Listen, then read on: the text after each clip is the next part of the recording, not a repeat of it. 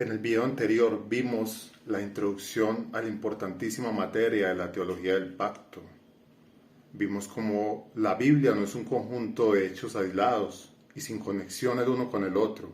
Más bien, la Biblia es el conjunto de hechos de una relación, una estructura que nos lleva al tema más importante de las Escrituras, que es a la persona de nuestro Señor Jesucristo. Tenemos que hay varios tipos de pactos: el pacto con Adán, el pacto con Noé, el pacto con Abraham, el pacto con Moisés, con David, el nuevo pacto, el consejo eterno de la redención. Hay 7 tipos de pactos. Tenemos que un pacto es un acuerdo legal y divinamente impuesto de Dios para con los hombres, nunca de nosotros para con Dios, porque nosotros no podemos darle nada a Dios, le debemos todo a Dios, absolutamente todo.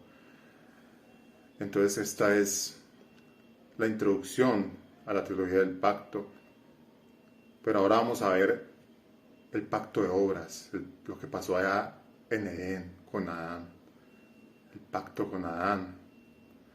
Vemos que si no entendemos lo que pasó allí en el Génesis, todas las escrituras nos quedarán un misterio y no sabremos con qué fin. Si no entendemos lo que pasó entre Dios y Adán, no entenderemos lo que son las escrituras, lo que es la Biblia, y todo nos quedará en un misterio insondable. Parafraseando un poco lo que dice el teólogo y pastor bautista A.W. Pink, él nos dice que no solamente Adán fue el padre común de la raza humana, sino que también fue nuestra cabeza federal o representante. Todos estuvimos puestos allá en juicio en Edén. Si no entendemos esto, la escritura nos quedará en un misterio insondable, en un misterio que sin ningún tipo de... No lo podemos nunca descifrar. Vemos en Génesis 2, del 15 al 17. Tomó pues Jehová Dios al hombre y lo puso en el huerto del Edén para que lo labrara y lo guardase. Y mandó Jehová Dios al hombre diciendo: de todo árbol del huerto podrás comer, mas del árbol de la ciencia del bien y del mal no comerás, porque el día que él comieres, ciertamente morirás. Vemos que es un pacto de obras. El pacto de obras es un acuerdo legal y divinamente impuesto entre Dios y Adán. Tenemos que el hombre era a imagen de Dios, esa imagen de Dios, un hombre puro, y que entró a un pacto, Dios entró a un pacto con él, con una bendición por la obediencia, un castigo por la desobediencia. Tenemos lo siguiente: la imposición soberana y divina, representación por medio de Adán, era la cabeza de nosotros, un hijo de Dios sin pecado y portador de su imagen. Un elemento condicional, es decir, la obediencia. A.W. Pink, un teólogo y pastor bautista, que ahora lo nombré, un poco lo que él dice es que el hombre era hecho a imagen de Dios. El hombre fue hecho conforme a una ley, la ley del ser de Adán, pero esta ley no era era la misma que se recapituló allí en el monte Sinaí, los 10 mandamientos. El hombre era capaz de tener un corazón, como era la imagen de Dios, un hombre puro, era capaz de tener esos mandamientos, esas leyes en su corazón, y era capaz de estar conforme a esa ley y conforme a la voluntad de Dios. Tenía un compañerismo tal, y a Adán le debía todo lo que era Dios, absolutamente todo lo que era. A Dios le plació que Él sea nuestra cabeza representante, nuestra cabeza federal y representante. Entonces, Él estando en esa condición, a Dios le plació entrar en un pacto con Él, un acuerdo solemne, donde le daría bendición si Él cumple o un castigo por la desobediencia. Vemos que lo que no era natural para el hombre, lo que no era natural para Adán, y que se le tenía que decir de parte de Dios, era esta segunda ley, que se dice es una ley positiva, y se le debía de decir que era no comer del árbol del fruto del bien y del mal. Eso no era natural en el ser de Adán, eso es lo que no era natural en él, en esa postura en que estaba Adán en ese momento. La Confesión de Fe Bautista de Londres de 1689 nos dice esto: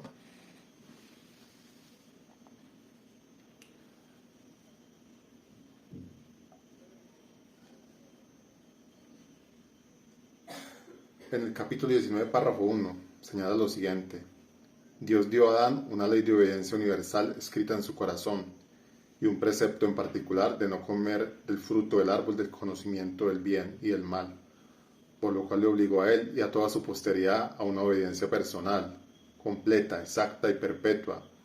Prometió la vida por el cumplimiento de su ley y amenazó con la muerte su infracción, y le dotó también el poder y la capacidad para guardarla. Nehemías Coase, que es el editor de la Confesión de Fe de Londres de 1689, él dice más o menos así: el hombre era la imagen de Dios, conforme a la imagen de Dios, y el apóstol Pablo pone la imagen de Dios como una imagen llena de justicia. El hombre, Adán, en ese momento tenía los 10 mandamientos, los podía cumplir completamente en su corazón. Y Jesús nos pone que los 10 mandamientos no solamente lo pone en ejemplo, no solamente, es decir, no matarás, sino también, si uno piensa en su mente hacerle mal a nuestro prójimo, con eso también estás haciendo lo de no matar, entonces lo de matar. Entonces él lo pone de ese tamaño. Entonces la justicia de Dios requiere perfección, y Adán solamente era el único que lo podía cumplir. Nos dice que también Jesús lo resumió en 2 pequeñas palabras: amarás al Señor tu Dios con todo tu corazón y al prójimo como a ti mismo. Vemos que Adán era conforme a Dios perfectamente. A Dios le plació también enviarle una ley ceremonial de no comer del árbol del fruto del bien y del mal. Ese fue un mandato de Dios. No porque el árbol en sí fuera malo, sino fue por la prohibición que Dios le había dado, y había entrado en un pacto, un acuerdo solemne con Adán, con un castigo por esta desobediencia. Nos dice A.W. Pink dice lo siguiente: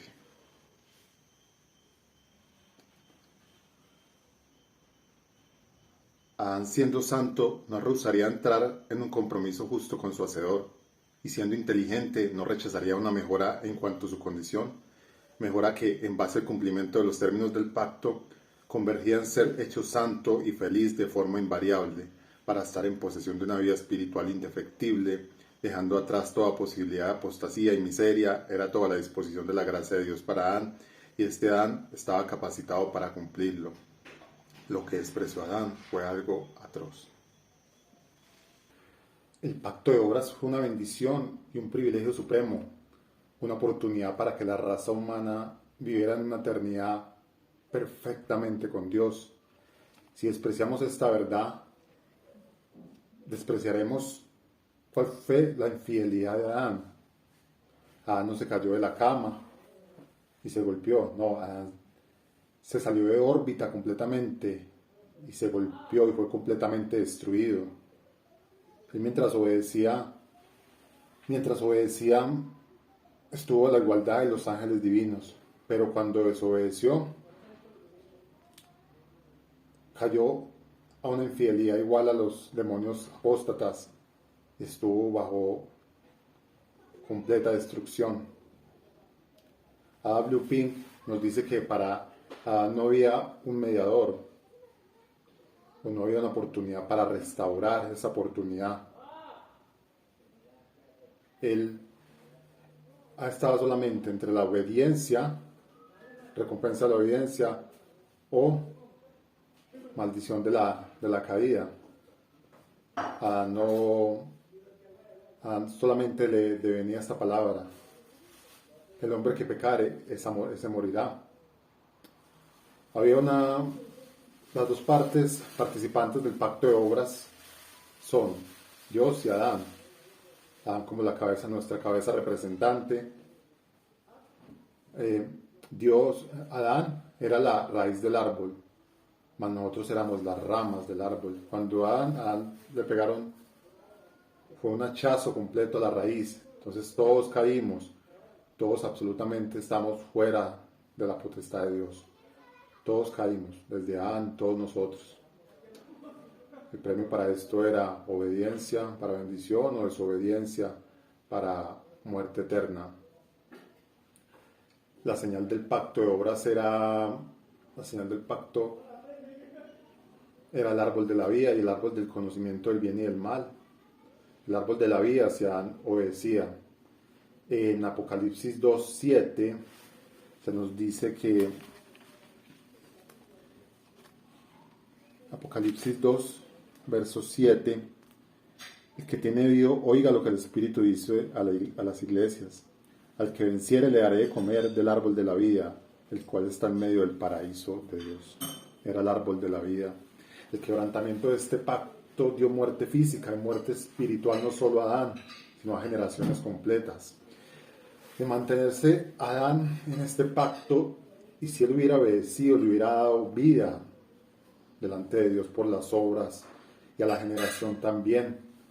Aunque muchos cristianos desconocen actualmente, es que el ser humano no tiene vida por sus propios méritos, y esto es debido al quebrantamiento de Adán. Para el hombre normal es imposible por sus propios méritos. Algo que comenta Sam Renihan, él nos dice que intentar ingresar al Edén por medio de sus propios medios haría que los querubines lo hicieran pedazos a la raza humana. La raza humana nace en culpabilidad y corrupción, en estado de eterna corrupción. La misma creación fue afectada por el quebrantamiento del pacto de obras. Hay virus mortales, terremotos, tormentas, a causa de toda la caída. El pacto de obras sigue vigente hoy en el sentido de que su maldición sigue aplicándose a la descendencia de Adán, a todos, todo hombre que nace es aplicada esta maldición, la maldición de Adán por la desobediencia. Todos nacemos en un estado de corrupción. El hombre, aunque no lo sepa, así crea que estamos en una relación con Dios, están en camino a una condenación. El pacto no sigue vigente en el sentido de poder dar vida por medio de él.